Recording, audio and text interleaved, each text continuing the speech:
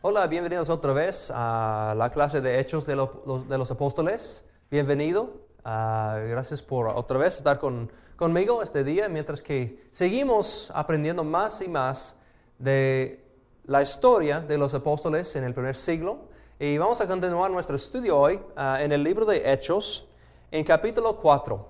Y si recuerdes de la última vez que estábamos estudiando, hemos mirado que los apóstoles habían sanado a un señor, un cojo, y después el Sanedrín había agarrado a ellos, y estamos ahora en capítulo 4, versículo 12 y adelante. Y si quiere abrir tu Biblia, vamos a estar en Hechos capítulo 4, versículo 12 y adelante. El Sanedrín, el corte, había pedido a ellos, ¿por medio de quién y por medio de qué poder has hecho este milagro? Y ellos explican claramente, en el versículo 12, que es el poder solamente y la salvación solamente en Jesucristo. Y eso va a ser el enfoque de esta lección, en cierta manera. De todo lo que dicen los apóstoles en este texto es debido a ese concepto, que Jesús solamente es donde está la salvación. Bueno, empezando otra vez en el PowerPoint, en la presentación PowerPoint, notamos, si seguimos leyendo versículo 13, después de hablar, el Sanedrín se dio cuenta algo. Y quiero leer versículo 13. Dice, los gobernantes, al ver la osadía con que hablan Pedro y Juan, y al darse cuenta de que eran gente sin estudios ni preparación, quedaron asombrados y reconocieron que habían estado con Jesús. Además, como vieron que los acompañaba el hombre que había sido sanado, no tenían nada que alegar. Así que les mandaron que se retiraran del consejo y se pusieron a deliberar entre sí. ¿Qué vamos a hacer con estos sujetos? Es un hecho que por medio de ellos ha ocurrido un milagro evidente. Todos los que viven en Jerusalén lo saben y no podemos negarlo. Pero para evitar que este asunto siga divulgándose entre la gente, vamos a amenazarlos para que no vuelvan a hablar de ese nombre a nadie. Bueno, interesante lo que sucede. Notamos en versículo 13 una cosita, que el corte, el Sanedrín, se dio cuenta que eran hombres sin letras y del vulgo. Literalmente, yo creo que en la Reina Valera dice así. Y la idea es que no han estudiado, no han ido a una escuela para oradores, para aprender cómo comunicar muy bien y cómo hacer oraciones en frente de grupos. Ellos dieron cuenta, wow, esos hombres son gente normal. Pero wow, qué maravilla que están hablando de esa manera con tanto poder. Y siempre para mí me dio cuenta también el poder de Dios para usar a cualquier persona. Uno no necesita un PhD para ser útil para Dios. Y eso es lo bueno. Él puede usar cualquier persona, si sea una persona, como está escrito aquí de los apóstoles, hombres sin letras y del vulgo. O si sea una persona con PhD. Y eso es lo que vamos a ver en cierta manera con Pablo. Porque él fue el otro extremo, que él había estudiado mucho, él se había preparado mucho. Y hemos visto cómo Dios puede hacer algo con ambos. Y no sé dónde estás tú en tu vida, si has preparado con mucha escuela o no. Pero lo bueno es que Dios te puede usar donde estás. Y eso es algo bonito de este texto, yo creo. Pues siguiendo adelante, dice que en versículo 14 al 16 que el hombre que fue sanado está ahí a su lado y ellos no podían negar la realidad de una obra de Dios. Ellos aceptaron, wow, aún el enemigo en este caso acepta que este Señor fue sanado. No pueden negarlo. Entonces, notamos que ellos tienen que aceptar, wow, Dios había trabajado por esos hombres. Y en versículo 18 al 22,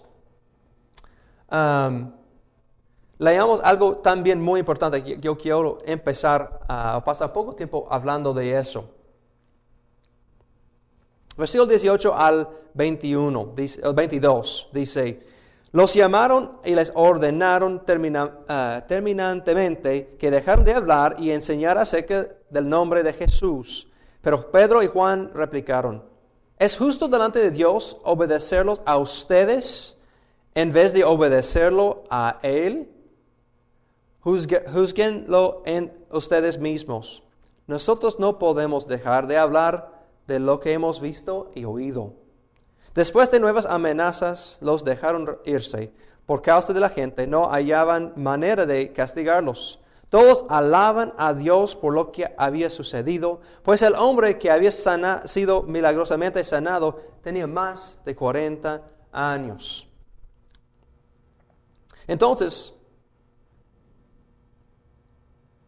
encontraron ellos un problema. El corte del día había dicho algo y Dios había dicho otro. ¿Qué hacemos cuando, por ejemplo, como ellos, cuando la ley del hombre contradice mandamientos directos de Dios? ¿Qué hacemos cuando tenemos que decidir entre lo que había dicho Dios y lo que había dicho la ley humana? Bueno, una cosa para recordar es lo que dice en Romanos capítulo 13 y también en 1 de Pedro, menciona algo semejante, capítulo 2, en versículo 13 al 17, que cuando sea posible necesitamos sumisos al gobierno. En cualquier momento que sea posible debemos obedecer la ley del país donde estamos viviendo. Como cristianos debemos ser buenos ejemplos de ciudadanos que cumplen la ley típica del país donde estamos. Y eso generalmente es donde estamos, yo creo. Y yo imagino que a veces cuando pasa donde hay ejemplos en que no podemos cumplir el mandamiento de Dios por algo de lo que dice la ley del hombre. Pero yo creo principalmente vamos a poder obedecer la ley humana y el mandamiento de Dios. Y en tales casos debemos obedecer ambos. Pero yo entiendo, a vez en cuando no es posible. No es posible de obedecer ambos. ¿Qué hacemos en tales casos? Cuando no podemos obedecer la ley del mundo, la ley del país y la ley o el mandamiento directo de Dios. Hay un ejemplo en Daniel capítulo 6, si recuerda la historia de Daniel y el foso de los leones. Dios había pedido a su gente más adelante en el tiempo de de Salomón, que cuando están en cautiverio, que ellos oran en dirección al templo. Y entonces cuando están Daniel ahí y él recordó lo que había dicho en un tiempo más antes sobre ese mandamiento de Dios, él está cumpliendo la ley de Dios. Pero vino unos ahí que dijeron que, hey, no pueden orar a ningún otro Dios afuera del rey por un cierto tiempo. Y él dijo, bueno, tengo que hacer lo que tengo que hacer. Y él obedeció a Dios primero. Vemos lo mismo aquí con los apóstoles. Dijeron en versículo 18 otra vez, o 19, perdón. ¿Es justo delante de Dios obedecerlos a ustedes la ley humana o en vez de obedecer a Él, a Dios? Entonces, hay unas ocasiones en que tenemos que decidir. Y claro, tenemos que decir, bueno, yo voy a seguir a Dios. Y al fin de eso, aceptar las consecuencias. Porque no siempre salen así, solamente con amenazas, hermanos. Hay ejemplos en que podemos mirar en nuestros propios días de gente que murieron por su fe. Gente que sufrieron físicamente por lo que decidieron de hacer en obedecer a Dios primeramente. Necesitamos estar listos para eso, yo creo, si decidimos de obedecer a Dios. Es estar listos no solamente para obedecer a Dios, sino también por las consecuencias aquí en la tierra. Pero tenemos que obedecer a Dios primeramente, sin duda. Pues después de esa historia hemos visto que en ese momento el corte había dejado que salgan y ellos regresaron a los suyos, es decir, los otros creyentes. Y leemos esto en versículo 23 y adelante. Ellos se reunieron y empezaron con una oración. Entonces, vamos a ver la oración de los creyentes. Está en versículo 23 al versículo 31. Y quiero leer toda la oración porque está muy, muy bonito. Y eso es el mejor ejemplo en el libro de Hechos de una oración de creyentes. Es lo más largo que tenemos. Hemos mencionado varias veces que la oración fue muy importante por los primeros cristianos, pero aquí es un muy buen ejemplo de qué hacían cuando oraban. Bueno, voy a leer, versículo 23 y adelante. Dice lo siguiente: al quedar libres, Pedro y Juan volvieron a los suyos y les relataron todo lo que les habían dicho los jefes de los sacerdotes y los ancianos. Cuando se oyeron, alzaron unánimes la voz en oración a Dios. Perdón. Soberano Señor, Creador del cielo y de la tierra, del mar y de todo que hay en ellos. Tú, por medio del Espíritu Santo, dijiste en labios de nuestro Padre David, tu siervo: ¿por qué se sublevan las naciones y en vano conspiran los pueblos? Los reyes de la tierra se rebelan y los gobernantes confabulan contra el Señor y contra su ungido. En efecto, en esta ciudad se reunieron Herodes y Poncio Pilato con los gentiles y con el pueblo de Israel contra tu santo siervo Jesús, a quien ungiste para hacer lo que de antemano tu poder y tu voluntad había determinado que sucediera. Ahora, Señor, toma en cuenta sus amenazas y conceda a tus siervos el proclamar tu palabra sin temor alguno. Por eso extiende tu mano para sanar y hacer señales y prodigios mediante el nombre de tu santo siervo Jesús. Qué linda oración, ¿verdad? Qué poderosa oración también. Quiero mencionar unos puntos directamente de este texto relacionados con la oración. Primeramente, lo que vimos en versículo 24. Ellos empezaron diciendo: soberano Señor y Creador. Y yo creo que el punto para ellos es reenfocar los ojos. Ellos miraron a un poder más grande que el problema que estaba enfrente a ellos. Ellos vieron, hey, sí, ese corte es muy poderoso en la tierra de Israel, pero cuando miramos más arriba al Señor, no es comparable. El creador del universo. Qué imposible es a comparar el poder del ser humano con el poder de nuestro Dios. Y eso creo que el primer punto para nosotros es cuando estamos orando. Por favor, toma un momento de reenfocar los ojos y recuerda a quién está hablando o con quién estás hablando. Y decirlo: Señor, tú eres increíblemente poderoso. Y espero que cuando estamos orando nosotros, siempre recordamos con quién estoy comunicando.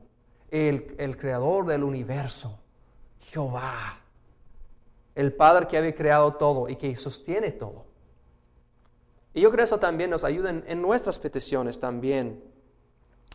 Porque reconocemos a quién estamos pidiendo, el que había creado todo.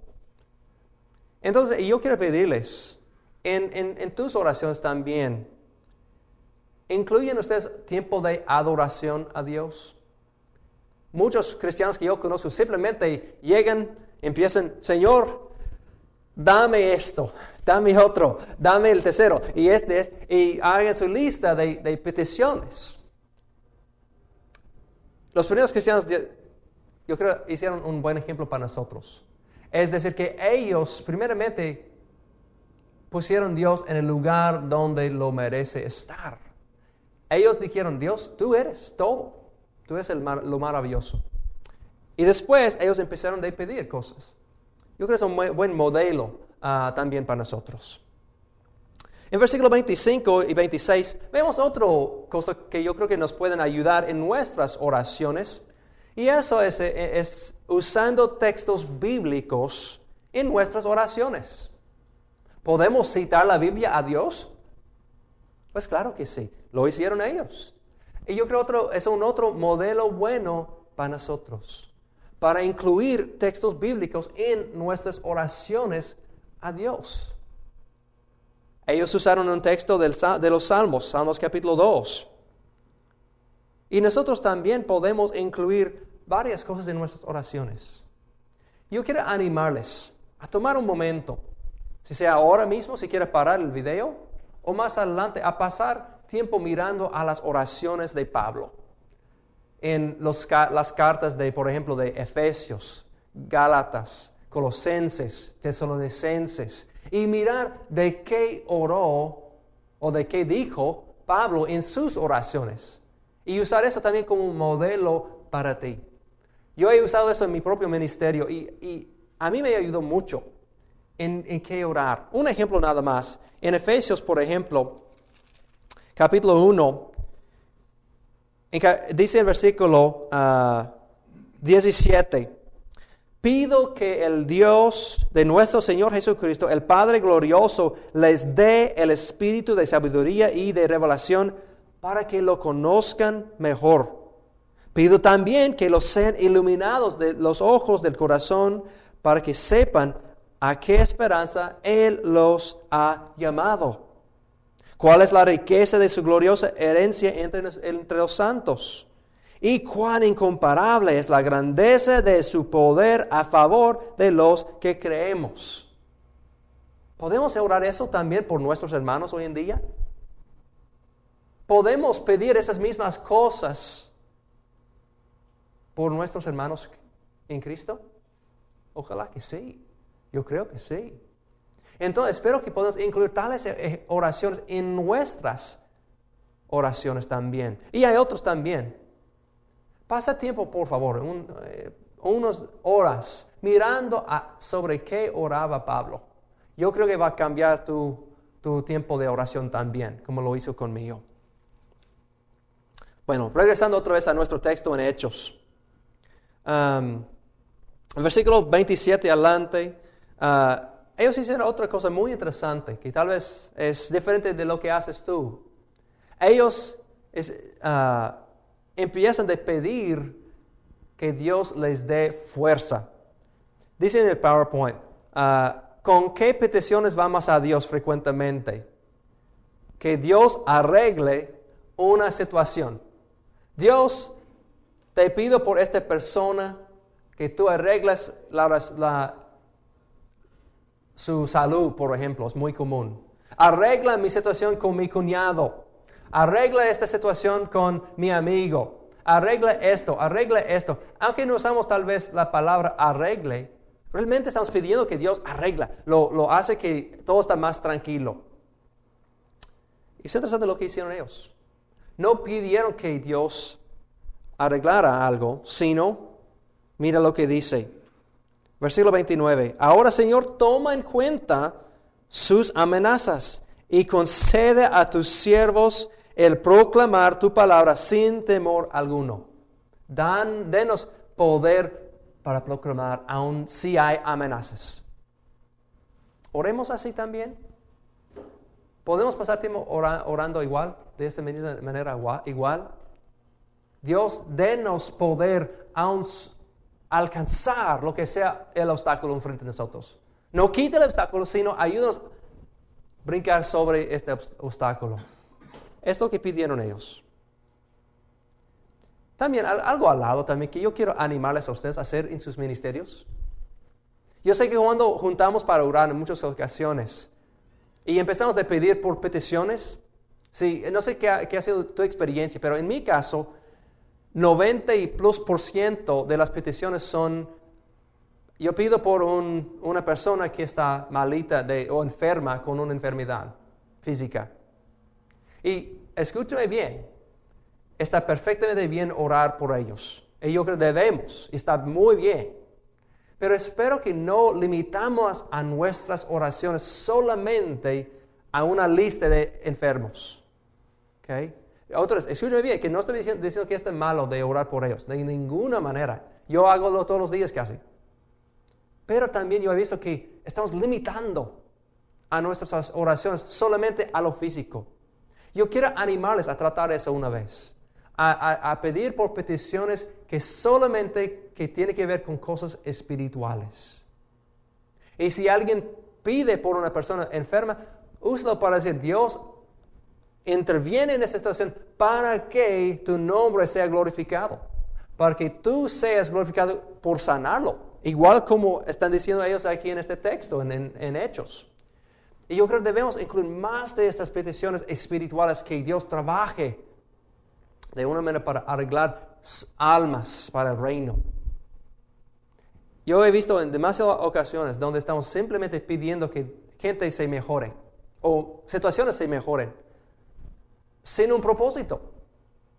Y yo creo que Dios quiere usar estas situaciones para atraer gente a Él, para agarrar aún más almas para el cielo. Trátalo una vez, a pedir a las congregaciones donde estás. Solamente pedimos hoy para cosas espirituales. Y vamos a pedir que no pedimos por los enfermos hoy solamente. No todos los tiempos, pero trata de incluir eso en tus tiempos de oración. Bueno, entonces los resultados, en versículo 31, es interesante que después de haber orado, tembló el lugar en que estaban reunidos y todos fueron llenados del Espíritu Santo y proclamaban la palabra de Dios sin temor alguno. Interesante. ¿De dónde vino ese poder para proclamar el Evangelio sin temor alguno? De Dios, claro. Ellos habían pedido. Ahora Dios los concedió. Yo creo que esa sección es muy importante para nosotros, que podamos aprender mejor cómo orar. Y ojalá que te sirva en eso también a ti. Bueno, siguiendo con el texto de Hechos capítulo 4, vamos a ver en versículo 32 y adelante.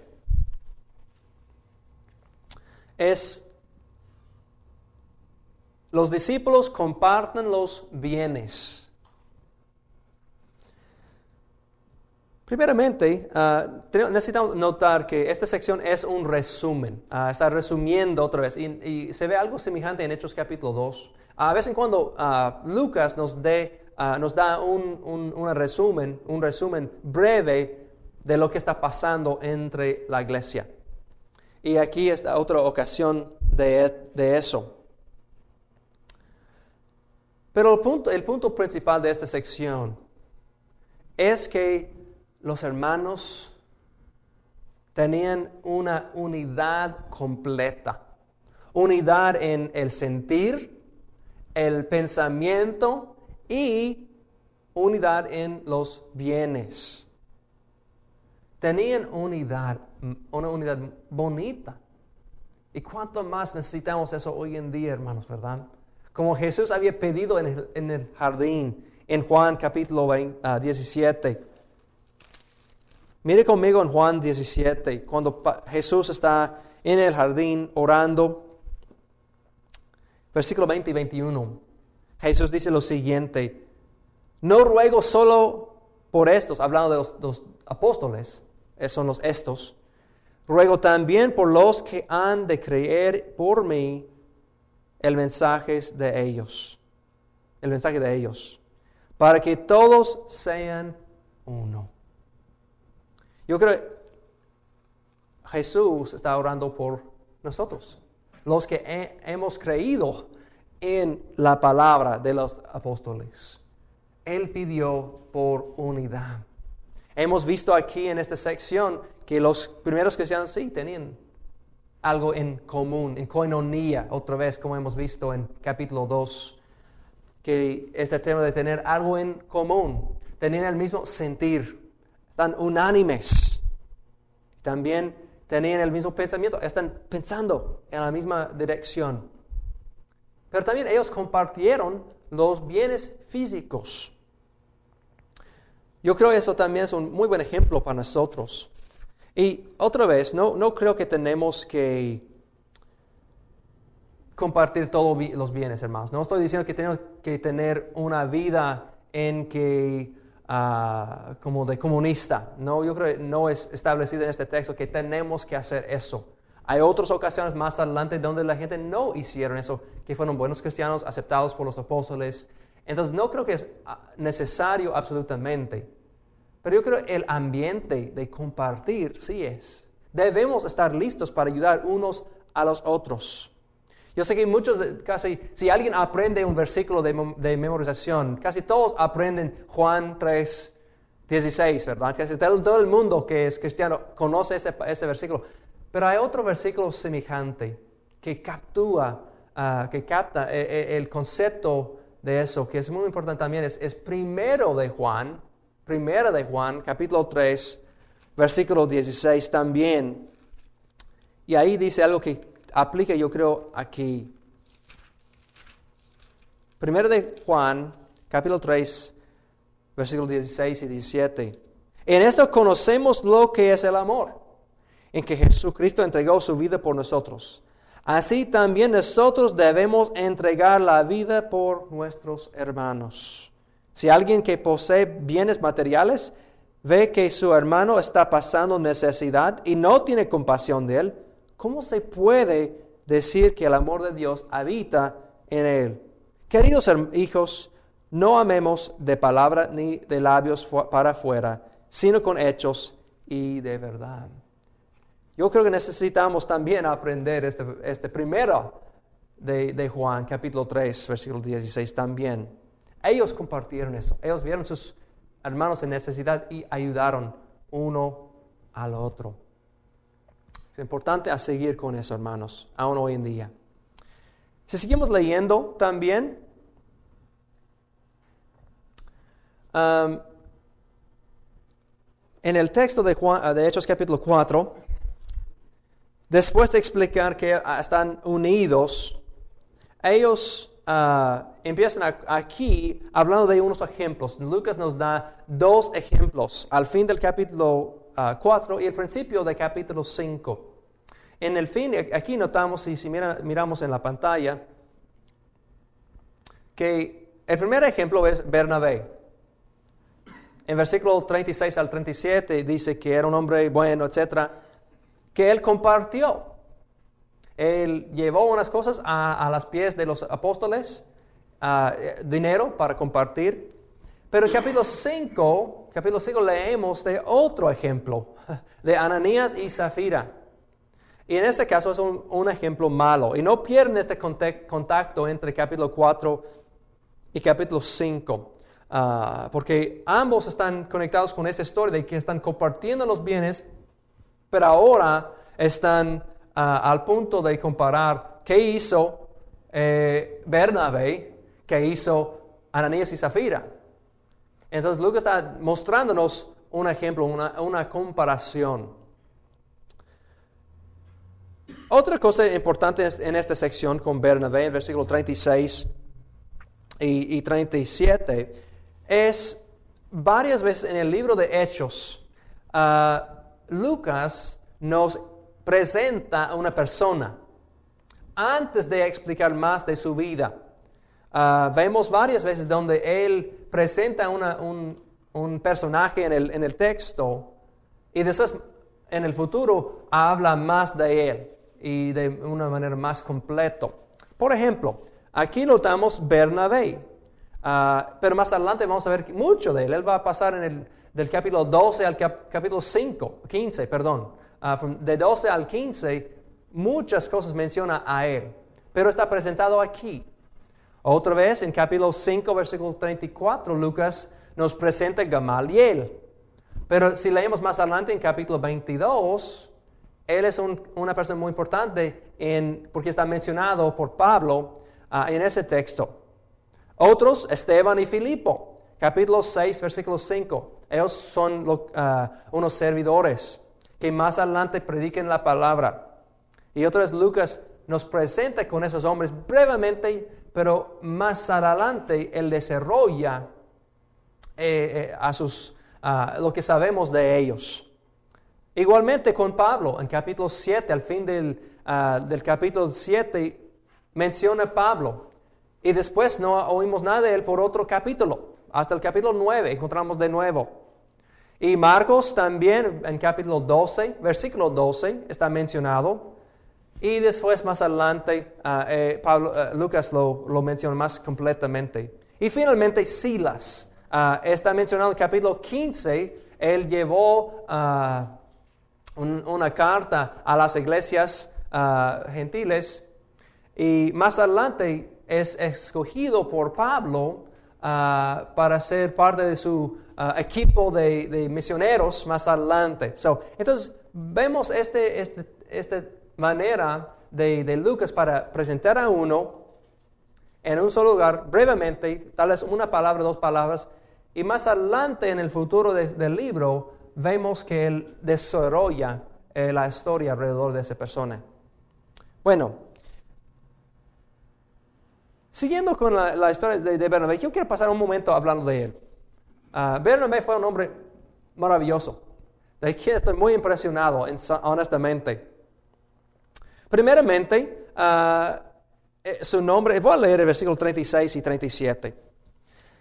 Dice, José, un levita natural de Chipre, a quien los apóstoles llamaban Bernabé, que significa consolador, vendió un terreno que poseía, llevó el dinero y lo puso a disposición de los apóstoles.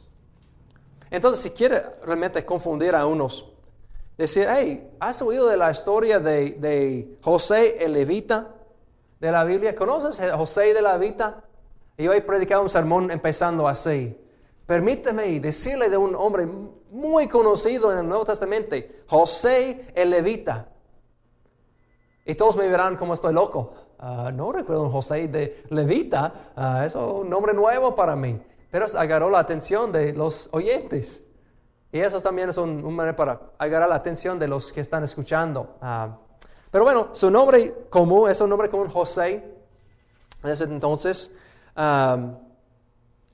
Pero también es llamado Bernabé.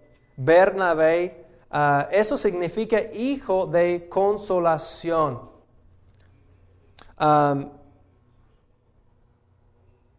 Había ciertas preguntas sobre eso, de cómo llegaron a ese nombre. Aparentemente su carácter está claro, que él fue un hombre que dio mucha consolación a otros hermanos, que fue un hombre muy bueno, que él había ayudado en varios ejemplos.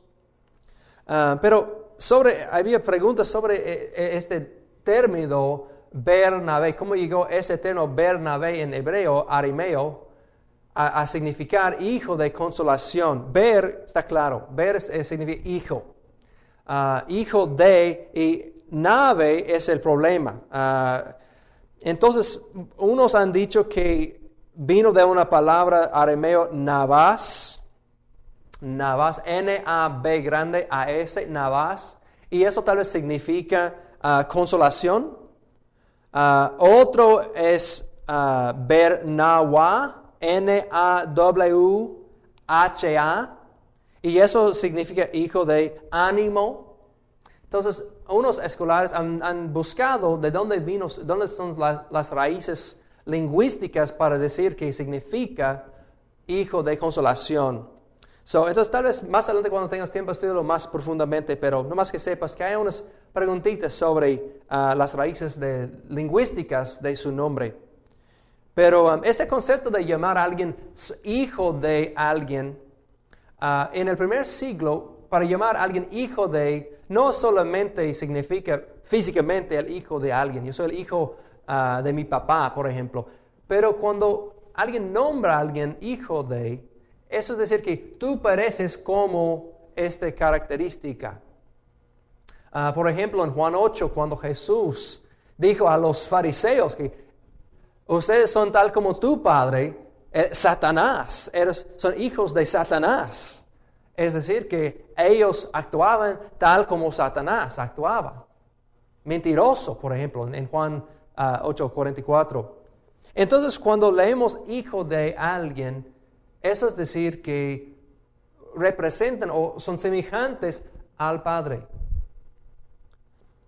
Y mi pregunta para nosotros es otra vez, si somos llamados hijos de Dios, merecemos este nombre. Por nosotros mismos, claro que no, ¿verdad? Pero gloria a Dios, Él nos está transformando. Espero que estamos más y más reflejando características, maneras de vivir, que representa que sí somos hijos del Dios que está en el cielo. Bernabé aquí es llamado hijo de consolación. Nosotros somos llamados hijos de Dios y espero que eso otros puedan notar que reflejamos este tipo de vida. Bueno, regresando a la historia de Bernabé, unas cosas que tal vez pueden apuntar que sería interesante sobre Bernabé, es muy generoso. Notamos que primero es generoso. Lo que hizo aquí, él vendió propiedad y le dio todo el dinero a la iglesia. Eso es significante. ¿Cuántos hoy en día están vendiendo una casa completa para entregárselo a la congregación ahí donde está? Eso es un ejemplo de generosidad. Número 2,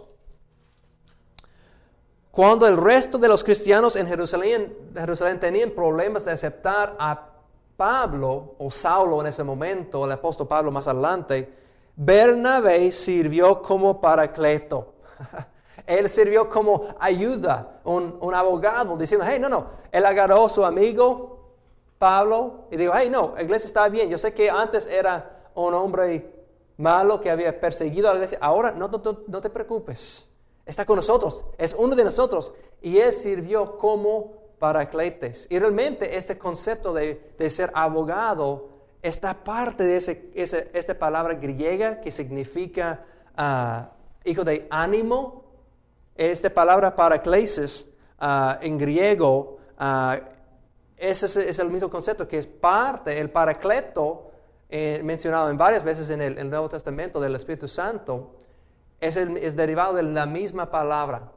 Entonces, para ser un paracleto, para ser un hombre que sirvió como abogado en cierta manera a favor de otros. Vemos eso en parte de las características de Bernabé. Es generoso, es paracleto y también él le dio ánimo a sus hermanos. Y eso es otro concepto incluido en esa palabra paraclesis en griego. Aquí que está hijo de paraclesis, hijo de ánimo o hijo de consolación. Y podemos ver eso en capítulo 11 de Hechos, versículo 23. Hechos 11, 23. Dice lo siguiente, hablando de Bernabé, cuando él llegó y vio las evidencias de la gracia de Dios, se alegró y animó a todos a hacerse el firme propósito de permanecer fieles al Señor. Él animó, alegró a los hermanos. Entonces, él fue un hombre de ánimo. Y ese es otro sentido de esa misma palabra paraclesis. Más adelante, el cuarto cosa, él era un hombre generoso, un paracleto, un hijo de ánimo. Y también 4 es, él trajo fondos y recursos para los pobres de Jerusalén. Y miremos eso también, capítulo 11, versículos 29 y 30. Que él también fue encargado con fondos para llevar a los pobres de Jerusalén. Era un hombre fiel, un hombre en quien alguien podía confiar. Qué lindo, ¿verdad? Qué lindo hombre era este hombre Bernabé. Unas cositas más sobre Bernabé. Es mencionado muchas veces en el libro 29, yo creo. Creo que conté 29 veces. Era también levita. Levita era uno de los 12 tribus, si recuerdo del Antiguo Testamento, había 12 tribus. Y los que fueron de esa tribu, por ejemplo, en Deuteronomio 10:9, en Números 18, 20 y 24, tal vez nos da problemas teológicamente poquito, porque en esos textos aprendemos que los levitas no podían tener propiedad. Y apenas hemos leído que Bernabé, ¿qué había hecho? Él había vendido propiedad. Bueno, entonces unos han dicho que probablemente la razón es que en el Antiguo Testamento, bajo de la ley de Moisés, no podían tener propiedad adentro de la tierra prometida. No tenían espacio adentro de la tierra prometida. Y muchos piensan que probablemente Bernabé tenía propiedad, pero en Chipre. Entonces eso fue aceptado por los judíos en ese entonces. Entonces de esa manera él podía también tener propiedad y no quebrar la ley, aún en los ojos de esa época. Habla de Chipre, número 4 aquí en nuestra PowerPoint. Número 4. Es de la isla de Chipre. Si mira en la pantalla, hay una mapita que tiene Chipre con un círculo rojo. Y eso es una isla no muy lejos de Israel. Está en el mar Mediterráneo. Y había bastantes judíos allá, y tal como cuando unos fueron dispersados por varias razones, él y su familia aparentemente están viviendo en Chipre.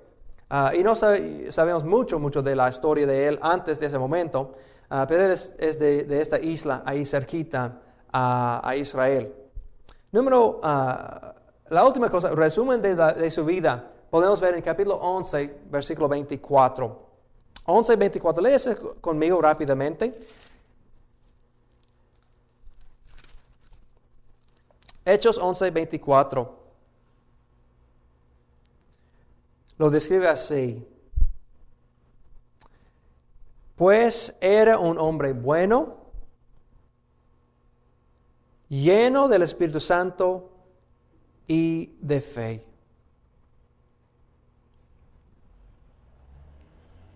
Espero que otros me puedan llamar de esa misma manera. Que yo soy un hombre bueno, lleno del Espíritu Santo y de fe. Y espero que tú también puedas ser llamado también de esa misma manera. Y yo quiero pedirle un favor. Que tomen un momento a considerar gente que tú conoces, que son hijos de consolación, que son Bernabés modernos. Que tomas un momento para pedir a Dios por ellos. Y también dar gracias a Dios por ellos. Yo tengo una lista aquí de conocidos míos, de quienes yo doy gracias a Dios. Yo quiero pedirles a tomar un momento, apuntar sus nombres de hombres y mujeres que han trabajado como hijos de consolación en tu vida. Entonces, que Dios te bendiga y espero que nos vemos en la próxima clase.